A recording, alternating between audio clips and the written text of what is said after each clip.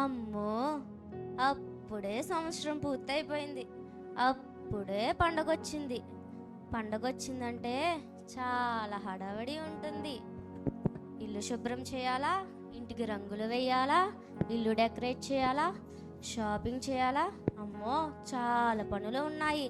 ఇదే కాక ఉంటామా, చాలా మందిని చుట్టాలని పిలుస్తామా, చాలా రకాల పిండి వంటలు వండుతామా. అమ్మో, చాలా హడావిడి ఉంటుంది. ఇదే కదా పండగ అంటే. అబ్బా, కాళ్ళు నొప్పులు వస్తున్నాయి, కాసేపు కూర్చుందాం. ఇంతకీ నా కోడళ్ళు ఏం చేస్తున్నారో ఒకసారి పిలుద్దాం. హే రీనా, టీనా, ఏం చేస్తున్నారే లోపల? అబ్బబ్బా, అత్త ఎందుకు పిలుస్తున్నాను కూడా లేదు, ఎప్పుడూ లోపలే ఉంటారు. హే రీనా, టీనా, ఏం చేస్తున్నారే లోపల? ఒకసారి బయటికి రండి. అత్తయ్య. ఏం చేస్తున్నారే లోపల ఇంతసేపు? ఎప్పుడు చూడు ఫోను సీరియల్ చూస్తూనే ఉంటారా? అలా ఏం లేదు అత్తయ్య. పండగ వచ్చింది, ఫోను సీరియల్ పక్కన పెట్టి ఇంటి పనులన్నీ చూడండి. ఇల్లు చాలా నీట్గా డెకరేట్ చేయండి. సరే అత్తయ్య. సరే, వెళ్ళండి లోపలికి. ఇవిడ ఏం చేయదు కానీ పని మొత్తం కూర్చొని చెప్పుద్ది.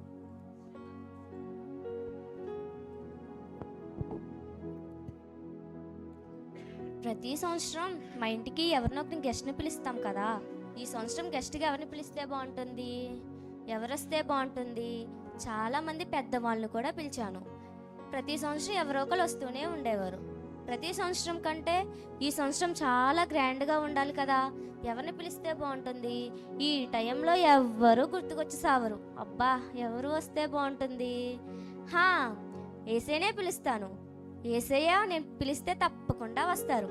ప్రార్థన ద్వారా ఏసైతో మాట్లాడతాను. నేను ప్రార్థన చేసుకొని ఏసైనే పిలుస్తాను.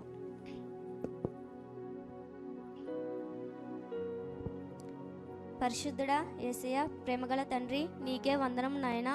ప్రభువా, సంవత్సరం అంతా మమ్మల్ని కాచి నీ రెక్కల చాటులు భద్రపరిచినందుకే స్తోత్రం నాయనా. ప్రతి ప్రమాదం నుండి మమ్మల్ని రక్షిస్తూ వచ్చారు. ఈ పండుగలో మేము ఇలా నిలబడ్డామంటే నీ కృపే నాయనా.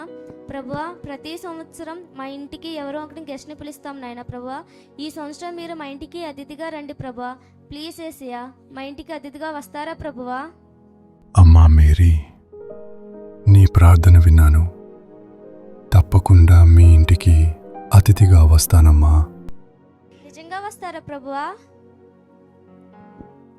అమ్మా, ఏసీ వస్తున్నారు మా ఇంటికి. అబ్బా, ఏసీ వస్తున్నారు. అబ్బా, నేను చాలా ఆనందంగా ఉన్నాను. అసలు ఈ ఆనందాన్ని నా కోడలతో పంచుకుంటాను. హే రీనా, టీనా, ఏం చేస్తున్నారే లోపల? ఒకసారి బయటికి రండి. వస్తున్నాం అత్తయ్య. అంత సంతోషంగా ఉన్నారు? నేను మామూలు సంతోషం కదే, చాలా అంటే చాలా సంతోషంగా ఉన్నాను. ఆ సంతోషానికి కారణం ఏంటి అత్తయ్య? ప్రతి సంవత్సరం మన ఇంటికి ఎవరినొకరిని గెస్ట్ ని పిలుస్తాం కదా. ఈ సంవత్సరం ఎవరిని పిలుస్తున్నామో తెలుసా? ఎవరిని అత్తయ్య? సర్పంచ్ నా, ప్రెసిడెంట్ నా? వాళ్ళెవరు కాదే పిచ్చి మొక్కల్లారా. మరెవరిని అత్తయ్య? మన ఏసైనే గెస్ట్ గా పిలుస్తాను. అవునా అత్తయ్య? ఏసై వస్తానన్నారా అత్తయ్య? వస్తానన్నారే. మన ఇంటికి ఏసై తప్పకుండా వస్తానన్నారు. ప్రార్థన ద్వారా ఏసైతో మాట్లాడాను. ఏసై వస్తానని చెప్పారు. ఏసై వచ్చే టయానికి ఇల్లంతా నీట్ గా డెకరేట్ చేసి నీట్ గా ఉంచండి. ఏసై వచ్చేసరికి చాలా రకాల పిండి వంటలు కూడా వండాలి. అంటే ఎలాగుండాలో తెలుసా? Chicken dum biryani, mutton curry ఇలా ఉండాలి. చాలా నీట్ గా ఉంచండి ఇల్లు. వెళ్ళండి లోపలికి. సరే అత్తయ్య. పనులన్నీ నీట్ గా చేయాలి, సరేనా? సరే.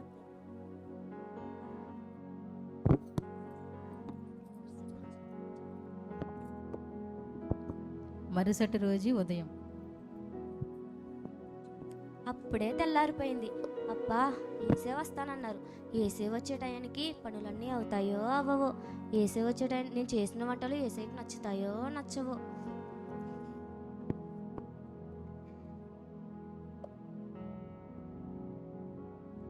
కొద్దిసేపటికి బీదవాడు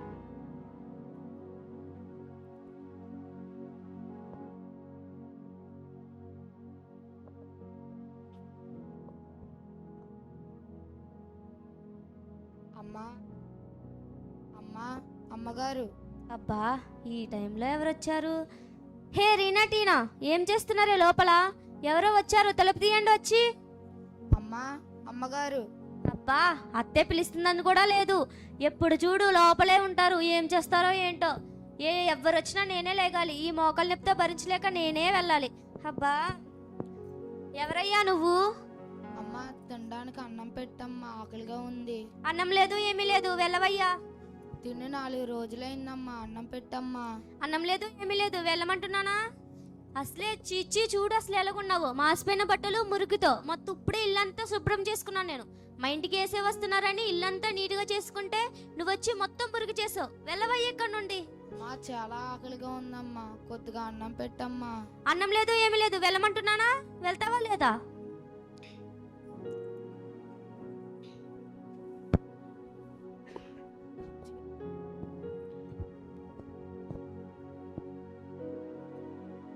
మరి కొద్దిసేపటికి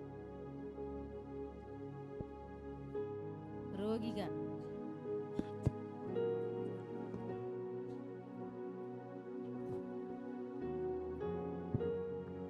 అమ్మా అమ్మా అబ్బా, మళ్ళీ ఎవరు వచ్చారయ్యమ్మా బాబు? ఎవరో కాళ్ళు వస్తూనే ఉంటున్నారు. ఈ నా కోడలు ఉన్నారంటే అత్తయ్య ఎందుకు పిలుస్తుందని కూడా లేదు, నాకు ఇంత గౌరవం కూడా ఇవ్వరు, ఎప్పుడూ లోపలే ఉంటారు. నాకు బాగున్నా బాగోపోయినా నేనే లేగాలి, లేచినా లేకపోయినా అన్నీ నేనే చూసుకోవాలి. ఇలా చేయరు పెట్టరు. చిచ్చి. అమ్మగారు వస్తున్నాను ఉండవమ్మా. ఓ కరుస్తున్నావు ఏంటమ్మా? ఏం కావాలి నీకు? ఎవరు నువ్వు? అమ్మగారు వాళ్ళంతా గాయాలైన కొట్టు మందంతా కొట్టా మందా? మందు లేదు ఏమీ లేదు, వెళ్ళమమ్మా ఇక్కడ నుండి. కొట్టు మందంతా పెట్టుకుంటా. లేదమ్మా, లేదని చెప్తున్నాను కదా, వెళ్ళు. ఇంత పెద్ద ఇల్లు పెట్టుకుని మందు కూడా లేదంటున్నారా? ఇంత పెద్ద ఇల్లు అంటే మందు ఉండాలని రూల్ ఉందేంటమ్మా? ప్రతి ఒక్కరు చెప్పేవాళ్ళే, వెళ్ళి ఇక్కడ నుండి. సరే. ప్రతి ఒక్కళ్ళు వచ్చడం నీతులు చెప్పడం మాకు తెలియదేంటి? ఆ మాత్రం ఎవరొకరు చెప్పడమే. మరి హే! కొద్దిసేపటికి పరదేశిగా హే టీనా, ఏం చేస్తున్నావే లోపల? మంచినీళ్ళు తీసుకురా. ఏ టీనా, ఏం చేస్తున్నావే? వినపడట్లేదా పిలుస్తుంటే? మంచినీళ్ళు తీసుకురా. వస్తున్నాను అత్తయ్య. ఎన్నిసార్లు పిలవాలే నిన్ను? అసలు అత్తే పిలుస్తుందని కూడా లేదు. ఇటివ్వు. ఇవిడ ఏం చేయదు కానీ పెత్తనం మాత్రం చాలా ఎత్తది. పెద్ద అన్నీ నేర్పాలి తెలియనట్టు. పెద్ద నటిచ్చేస్తారు, అందరూ ఇలాగే ఉంటారు, వచ్చి కూడా నటిచ్చేస్తారు. పరదేశిగా అమ్మగారు అమ్మగారు అబ్బా, మళ్ళీ ఈ టైంలో ఎవరమ్మా బాబు? పొద్దు నుండి ఎవరొకళ్ళు వస్తూనే ఉంటున్నారు. అటు ఇటు తిరగలేక చేస్తున్నా. ఇప్పటికే మోకాలు నొప్పి అనుకుంటే ఇక నా మోకాలన్నీ అరిగిపోయేటట్టు ఉన్నాయి. ఇంకా రేపు నుండి పాక్కుంటా నడవాలి నేను. చిచ్చి. అమ్మగారు ఎవరైనా ఉన్నారా? వస్తున్నాను ఉండవయ్యా. ఓ కరుస్తున్నావు ఏంటయ్యా? ఏం కావాలి నీకు? అమ్మగారు నేను ఎక్కడో దూర ప్రయాణం చేశాను, వచ్చానమ్మా. చాలా అలసడిగా ఉంది. మీ ఇంట్లో కొంచెం చోటు ఉంటే ఇవ్వండి అమ్మా. ఏంటి చోటు లేదు ఏమీ లేదు, వెళ్ళవమ్మా. కొంచెం చోటు ఇవ్వండి అమ్మగారు. ఈ రోజుకి పడుకుని పొద్దున్నే వెళ్ళిపోతాను అమ్మగారు. ఇప్పుడు నీ మీద జాలిపడి మా ఇంట్లో చోటిస్తే పొద్దున్నే లేసేసరికి మా ఇంట్లో ఉన్న విలువైన వస్తువులన్నీ తీసుకెళ్ళిపోతే నా పరిస్థితి ఏంటి? నేను అలాంటి వాణి కాదమ్మగారు. కొంచెం చోటు ఇవ్వండి అమ్మగారు, పొద్దున్నే వెళ్ళిపోతాను. ఆగవయ్యా ఆగు, ప్రతి ఒక్కళ్ళు చెప్పేయాయి. వెళ్ళవయ్యా ఇక్కడ నుండి. కొన్ని మంచినీళ్ళు అయినా ఇవ్వండి అమ్మగారు. మంచినీళ్ళు కూడా లేవయ్యా, వెళ్తావా లేదా? అమ్మగారు కొంచెం చోటు ఇవ్వండి అమ్మగారు. లేవని చెప్తున్నానా, వెళ్తావా లేదా? వస్తారు.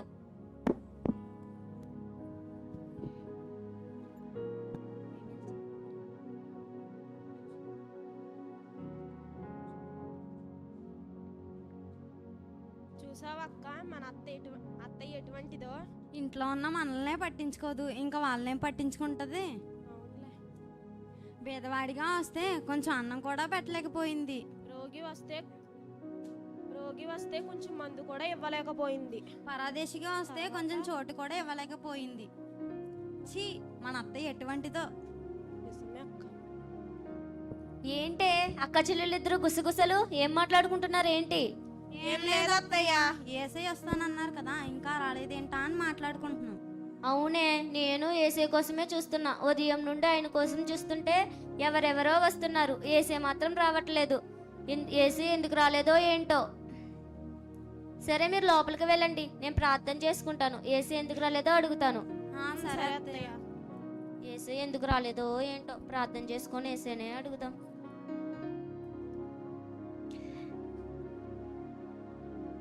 పరిశుద్ధుడా యేసయ్య, ప్రేమగల తండ్రి, ప్రభువా మా ఇంటికి అతిథిగా వస్తానన్నావు కదా ప్రభువా, ఇంకా రాలేదేంటి యేసయ్య? అమ్మ మేరీ, నేను మీ ఇంటికి వచ్చాను కానీ మీరు నన్ను చేర్చుకోలేదు. అదేంటి యేసయ్య, మీరెప్పుడు వచ్చారు ప్రభువా? మొదటిగా నేను మీతో చెప్పుచున్నాను, నేను బీదవానిగా ఆకలితో మీ ఇంటికి వచ్చాను, కానీ మీరు నాకు ఆహారం పెట్టలేదు. దిగంబరిగా వచ్చాను, కానీ మీరు నాకు బట్టలివ్వలేదు. పరదేశిగా వచ్చాను, కానీ నన్ను మీరు చేర్చుకోలేదు. అల్పులైన వీరిలో ఒకనికైనా ఉపచారం చేయలేదు గనుక అది నాకు చేసినట్టు కాలేదు అని మీతో చెప్పుచున్నాను. అయితే చెప్పండి, నిజమైన పండుగ అంటే ఏమిటి? బీదలను కనికరించుటే పండుగ, ఆకలిగొని ఉన్నవారికి ఆహారం పెట్టుటే పండుగ, దప్పిగొని ఉన్నవారికి దాహం తీర్చుటే పండుగ, పరదేశినై ఉన్నవారినరిని చేర్చుకునుటే నిజమైన పండుగ. నా ప్రేమను ఇతరుల మీద కనుపరచటమంటే అందరిని ప్రేమించాలి, అందరిని క్షమించాలి, అందరిని చేర్చుకోవాలి, అందరికీ సహాయం చెయ్యాలి. పండుగ అంటే మనం వండుకోవటం కాదు, మనం తినడం కాదు, ఇంటిని శుభ్రం చేసుకోవటమే కాదు. ముఖ్యంగా నటించేవారిలా వేషధారణ జీవితం కలిగి ఉండకూడదు. చర్చిలో ఉన్నప్పుడు మాత్రమే పరిశుద్ధుల్లా ఉండటం కూడా సరైంది కాదు. పండుగ అంటే ఇంటింటా సువార్తను ప్రకటించటం. నువ్వు ఎలా రక్షించబడ్డావో ఇతరులు కూడా ఆ రక్షణలోనికి రావటానికి నీవు పాటుపడాలి. అప్పుడే అందరూ మారతారు, అప్పుడే అందరూ పరలోకానికి వెళ్తారు. అదే కదా నిజమైన పండుగ. అవును ప్రభువా, నన్ను క్షమించు యేసయ్య. నీ ప్రేమను నేను అర్థం చేసుకోలేకపోయాను. వేషధారి కలిగిన జీవితాన్ని నేను జీవించాను. లోకంలో ఉన్న వాటి కోసం నేను ఎంతో వెతికాను, కానీ అవి ఏమీ నాతో రావు ప్రభువా. నన్ను క్షమించు ప్రభువా. నేను ఇప్పుడు మారినైన ప్రభువా, నేను నీ బిడ్డగా జీవిస్తాను. మా ఇంటికి ఎవరు సహాయం కోసం వచ్చినా నేను సహాయం చేస్తాను. నేను నీ బిడ్డగా ఉంటాను ప్రభువా. నన్ను క్షమించు యేసయ్య. అమ్మా రీనా, టీనా, ఒకసారి ఇలా రండమ్మా.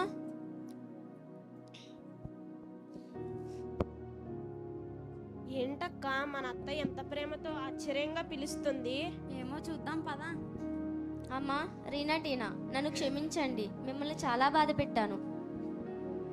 మీరు మారడం మాకు చాలా సంతోషంగా ఉంది అత్తయ్య. మిమ్మల్నే కాదమ్మా, మన ఇంటికి సహాయం కొరకు వచ్చిన చాలా మంది నేను బాధ పెట్టాను. ఇంత ఆస్తి పెట్టుకొని నేను ఎవరికీ సహాయం కూడా చేయలేకపోయాను.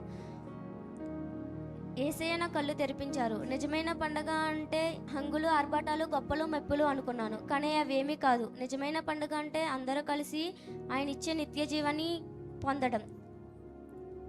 అందరికీ వందనాలు. మా స్కిట్ చూసి నిజమైన పండుగ ఏంటో తెలుసుకున్నందుకు మీ అందరికీ మా హృదయపూర్వక వందనాలు.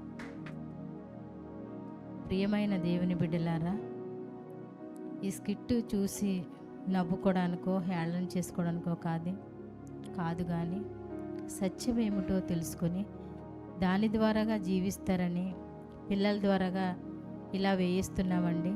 నిజమైన పండుగ అంటే మన ఇల్లు శుభ్రం చేసుకోవడం కాదు, బట్టలు కొనుక్కోవడం కాదు, కానీ మన హృదయాలు, మన మనసులు శుభ్రం చేసుకుని వాటిని కడుక్కొని పశ్చాత్తాపడి నిజమైన జీవితం జీవించి అందరినీ ప్రేమించి అందరినీ క్షమించి అందరినీ చేర్చుకోవడమే నిజమైన పండుగ.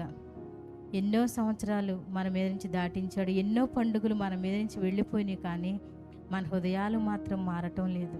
కనీసం ఈ బిడ్డల ద్వారాగా, ఈ స్కిట్ ద్వారాగా అయినా మన మనసులో మార్చుకొని దేవుని వైపు తిరిగి ఆయన ఇచ్చే పరలోక రాజ్యానికి వారసులు కావాలని మా ఆశ. అందరికీ వందనాలండి.